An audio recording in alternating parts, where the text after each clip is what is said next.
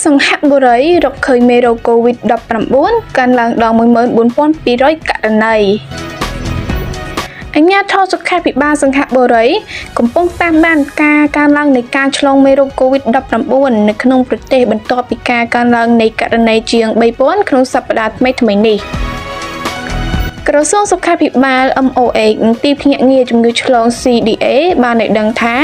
ចំនួនករណីប៉ាន់ស្មាននៃ COVID-19 ក្នុងសប្តាហ៍នៃថ្ងៃទី 27 ខែមេសាដល់ថ្ងៃទី 3 ខែឧសភាបានកើនឡើងដល់ 14,200 បើធៀបនឹង 11,100 ករណីកាលពីសប្តាហ៍មុនក្នុងរយៈពេលដូចគ្នានេះការសម្រេចព្យាបាលនៅមន្ទីរពេទ្យប្រចាំថ្ងៃជាមធ្យមនៃ COVID-19 បានកើនឡើងពី 102 ទៅ 133 នាក់ប៉ុន្តែករណីប្រចាំថ្ងៃជាមធ្យម